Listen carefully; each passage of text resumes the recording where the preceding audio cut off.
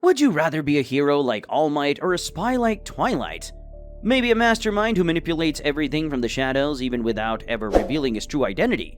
This is the story of a young man who wants to be that guy. Now, the story starts with this girl named Akane. We see her wake up, get ready for school, and step out. Nothing unusual until you learn that she is literally going to school on a Lambo. Yep, not only is she beautiful, but she's also kinda rich and important. You see, she may be a high school student, but she's also an actress, and as you can probably imagine, everyone loves sucking up to her. She's easily the most popular girl in the entire school. Her nice and sweet personality makes sure that this never changes.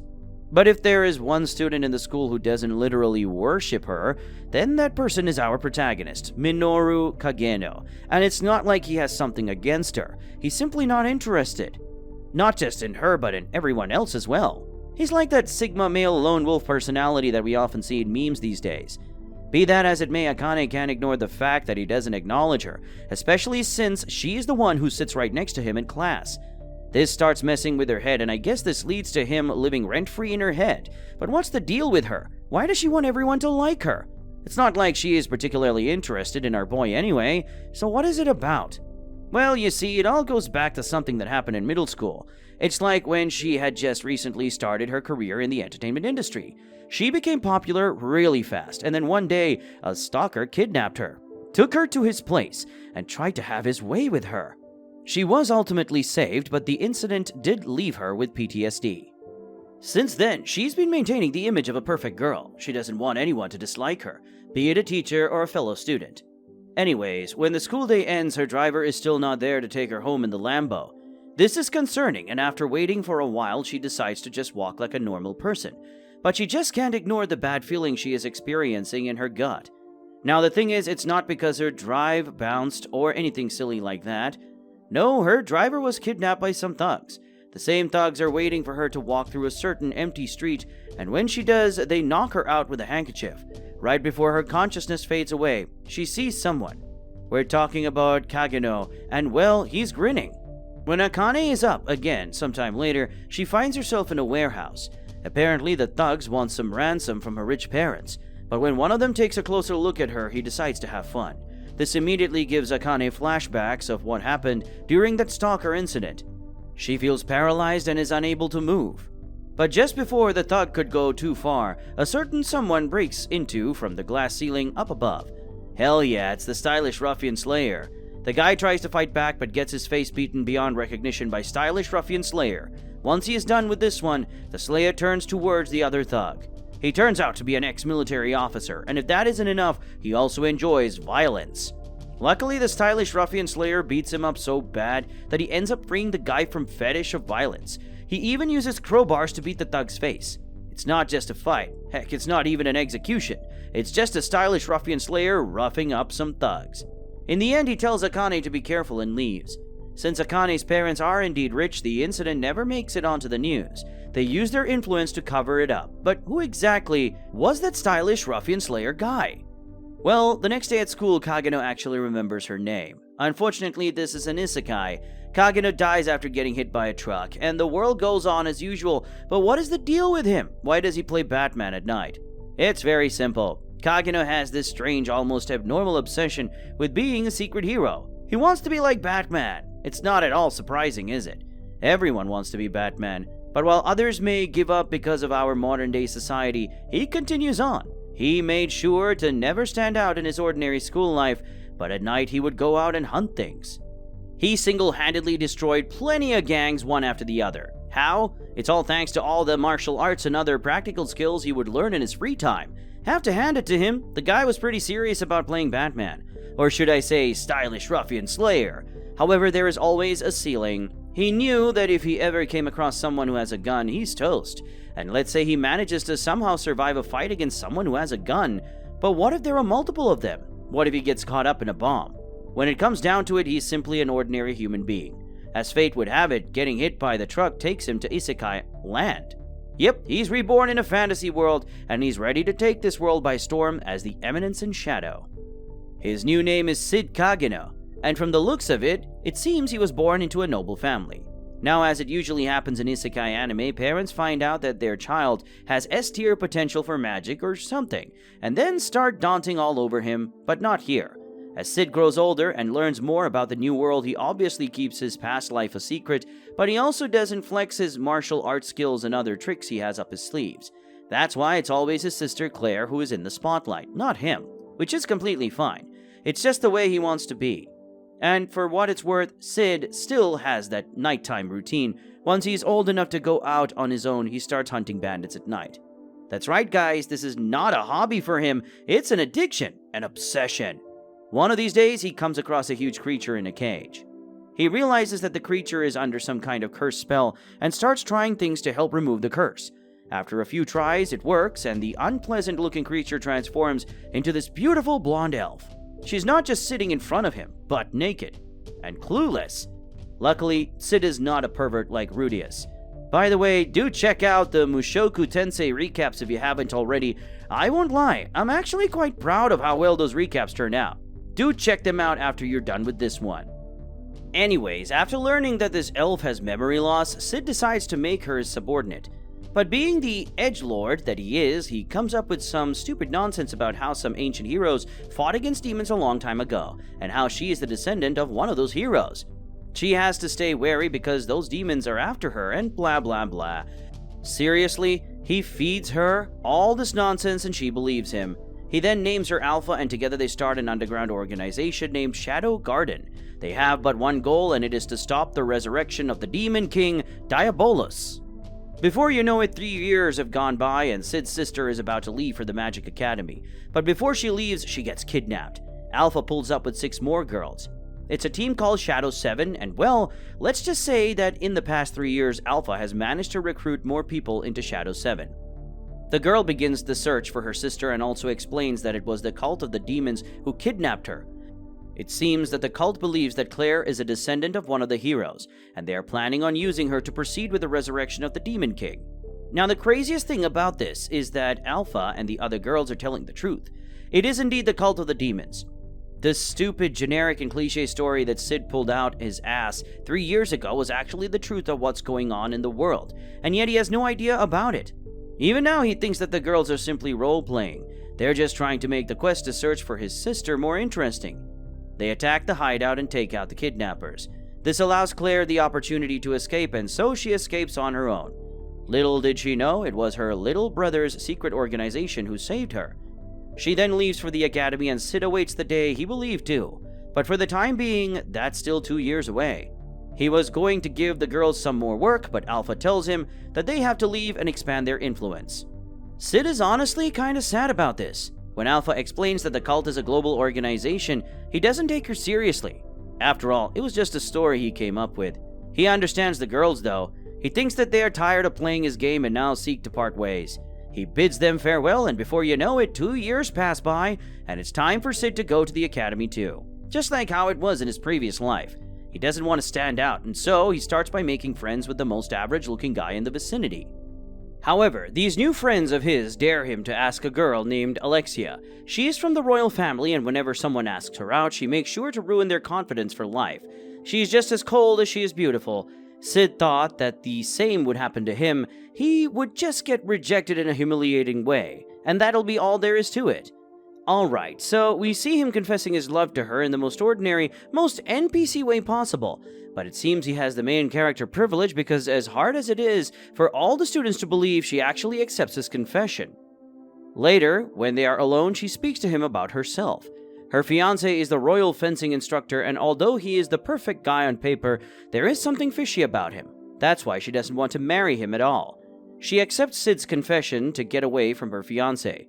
Well, when Cid hears her out, he realizes that this is going to be a lot more work than he initially thought. He tries to decline maintaining a relationship with her, but when she shows him some money, he comes around, like a cute little puppy dog. It's understandable, though. He needs money to continue running his secret organization. Alexia and Cid start spending some time together like an actual couple. However, during the sword training, when Cid tells her that she is good even though she isn't, and he also isn't taking her seriously, she takes offense to this and leaves. She leaves and doesn't return. As it is later revealed, Alexia went missing on the day. and since Cid was the last person she interacted with before leaving, he is arrested under suspicion of being involved in her disappearance. However, as we both know, Cid didn't have anything to do with her disappearance. He is being wrongfully accused of something he didn't do. But who is the culprit then? It's the cult. We see a mad scientist type of person sucking her blood. It seems that Alexia's blood has a special demonic DNA, and so he wants to confirm it for himself. Going back to Cid, they straight up start torturing him to get the truth out of him, even though he didn't do a thing. It's kinda sad when you first look at it, but then you learn that our boy is only pretending to get hurt from all that torturing. Thanks to his training, he has developed an insane, practically inhumane level of pain tolerance. This is nothing to him. He gets released 5 days later on the orders of Princess Iris. She happens to be Alexia's older sister. When Cid is in his room, Alpha pulls up. She reveals all the progress Shadow Garden has made, and Cid is happy to see that she is still playing along with his story. But now's not the time. They have to save Alexia. The rescue operation begins, and while Cid is disguised as a shadow self, he comes across the guys who tortured him. He remembers all too well that they were enjoying themselves, and so he just kills them.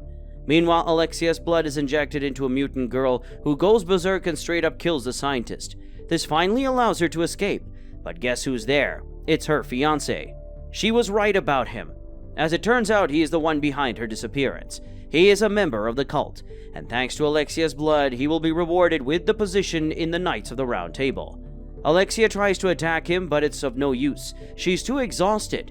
Unfortunately, this is where he shows up. Who? We're talking about a man who dwells in the darkness.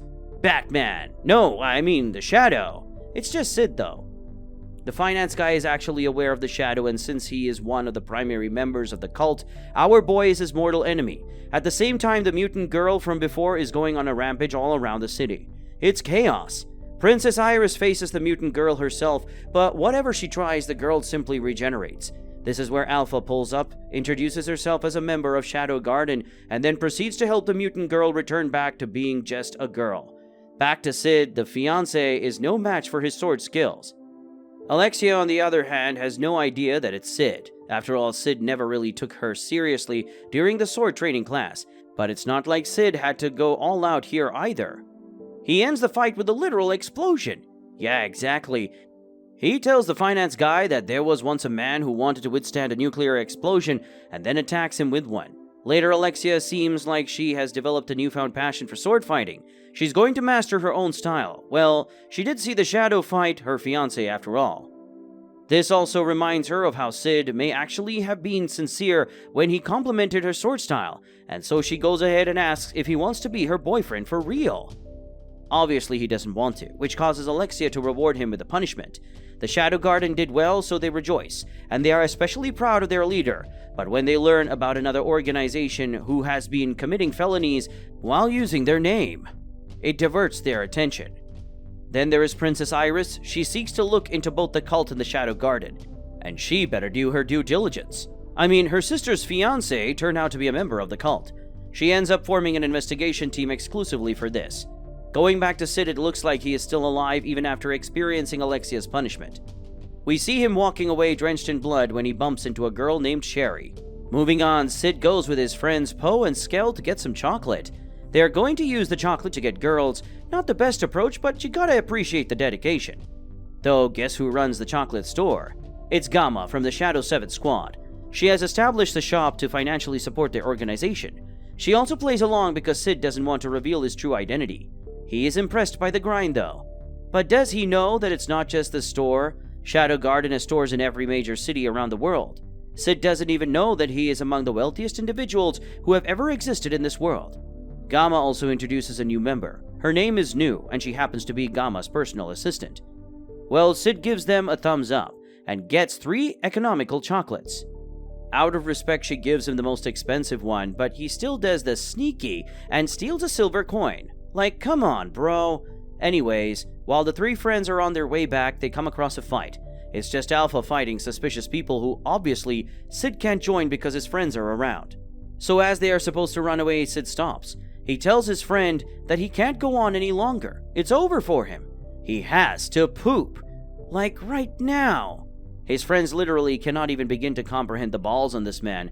They literally start crying as they tell him that no matter what happens, they will never forget about him. ever. And of course they wouldn't talk about what he did in his last moments with anyone either. Sounds like a good pair of bros. I almost feel bad about calling them average. Okay, so when his friends are out, he then helps Alpha by killing the enemies. He also takes one of them hostage. He tells Nu to interrogate the hostage. They then have a conversation about the fake Shadow Garden and all the felonies they have been committing. But Alpha also reassures Cid that it's not them, it's an imposter. Subsequently, when Cid's friend tried to get girls with the chocolates they had bought, Poe is deemed a stalker. He gets arrested. While as for the girl Skell was after, turns out she was not single, and so he ends up getting beaten by her fiancé. Then there is Cid. He was back and he still had his chocolate with him. He wonders who he should give it to. Luckily, he encounters Sherry and gives it to her without thinking much of it. And when she mentions it to her adoptive father, who also happens to be the vice principal, he mentions that the chocolate was a love confession, and she should make sure to give the boy a proper answer. Oh boy, what's with isekai protagonists and their accidental riz? Following this, Nu meets with Cid at school. She reveals that he was supposed to interrogate turns out to be a brainwashed drugged orphan. The cult must have been using such people as foot soldiers. She also adds that there is someone named Rex going around. Keep in mind, he's important. Cid doesn't really care, instead he talks about the sword fighting festival and how his friends have signed him up as well. Nu ends up reading between the lines and mistakenly deduces that Cid is going to take care of Rex himself. Next, the sword festival takes place and we see Cid fight Princess Rose. She's the student council president. He lets himself get hurt and wounded quite a lot of times, until finally pretending that he is unable to continue, and that's when the referee declares him the loser. Still, the princess is impressed by his fighting spirit. He is a nobody in her mind, after all. Sherry, on the other hand, is still overthinking about the chocolate our boy gave her. Little does she know, Cid may not even remember her name. Anyways, she talks to Alexia, since Alexia is allegedly dating Cid, but when she reveals that their relationship is not real, Sherry seems pleased. This kinda pisses off our Alexia because, for what it's worth, she does want a real relationship with Cid. Fast forward to 5 days later, Princess Rose wants to talk to Cid about the vacant seat in the student council, but Cid's attention is somewhere else. He can tell that someone has placed a barrier around their school. Right now, he may be the only one who has noticed the barrier, but he can also tell that the barrier is restricting the use of magic. Next, some shady individuals pull up and start claiming that they are from the Shadow Garden. When Princess Rose tries to fight them, she fails miserably because she was unable to use magic. Her sword is destroyed and she is at the verge of death, but just before they could land the death blows, Cid jumps in the way and takes the brunt of the attack himself. He falls onto the floor. The thing is, as painful as that may have been, he's actually thinking about how cool it was to save a girl while fighting terrorists. Of course, the princess, on the other hand, can't believe what happened. The only way she can rationalize him saving her by sacrificing himself is by the idea that he truly loved her, which is not true, sadly. Anyway, Cid dies right then and there. But when everyone leaves the room, he casually restarts his heart and revives himself. Subsequently, remember Rex? He enters Sherry's room and makes sure to mention that he is from Shadow Garden, or Shadow Guardian. Whatever, he isn't so sure about the exact name, but what is he invading a lady's room for? It's a relic. The Knights of the Princess keep her safe, but it isn't until Cid arrives that she can actually feel safe. She explains that the relic is called the Eye of Avarice. It is supposed to keep absorbing magic until it can't take it anymore, and that's when it will simply explode. Sherry braces herself to do something about it with the control relic, while Cid is also ready to help. As for Rex, he converses with the mastermind behind all of this, someone referred to as the Gaunt Knight. He reveals that their men are getting killed, and so the Gaunt Knight concludes that the real Shadow Garden must be after them. Anyways, Cid does end up killing Rex like Nu expected him to do. Nu is also there, and out of all the Crimson Knights who were protecting Sherry, only one of them is still alive. But to make matters somewhat complicated, this guy is Nu's ex. She wonders maybe it's time to move on by killing the guy, but thankfully, Cid had instructed her to not do anything until Sherry has a plan of action. And so luckily, Nu lets her ex live. Sherry, on the other hand, finishes the control relics, which enables them to take off the barrier, and just like that, they can now use magic again. Cid immediately disguises himself as Shadow and tells his girls to kill all of them. That's exactly what happens. Shadow Garden kills all of the terrorists. It's a shame that Princess Iris still believes Shadow Garden is their real enemy, but remember how she had no idea that her sister's fiancé is a member of the cult? Believe it or not, the mastermind behind the fake Shadow Garden turns out to be Sherry's father, the vice principal. When Sid finds out, as Shadow, the guy is burning his daughter's research, this leads to the guy telling Sid all about his story, how he was weakened by an illness and how he was going to use the Eye of Avarice to get his health back. This is also the reason he married Sherry's mother. It's because she was researching this, but when she didn't continue the research for him, he killed her. Since then, he's been cautiously using Sherry as his pawn. But now that Sherry has succeeded with the control relic on the Eye of Avarice, he can use it too. Unfortunately, he was no match for Sid. In his final moments, he tells Sid that he has permanently ruined the Shadow Garden's reputation, but Sid doesn't even think twice before killing him, as if he cares about reputation. It's serious though. When Sherry pulls up to the room, all she sees is her dead father, and the leader of the Shadow Garden. Sid doesn't say anything about her father to her. It would be too cruel anyway. But because he chooses to stay quiet, he is charged with crimes like murder, kidnapping, robbery, arson, and a few other things. Putting it simply, he becomes the kingdom's greatest enemy. Can't say he doesn't enjoy this. Later, when Sherry meets Sid, she bids him farewell. It seems like she is on her way to study abroad. When Sid asks her about what she's going to study, she replies that it's a secret. Well, what could it be? Next, we have the sacred town of Lindworm. Alpha asks Sid to visit this city, and it looks like Alexia and her sister Iris are also going to the same city. The sisters visit a department store, which is obviously run by Sid. And she seeks to buy some provocative underwear.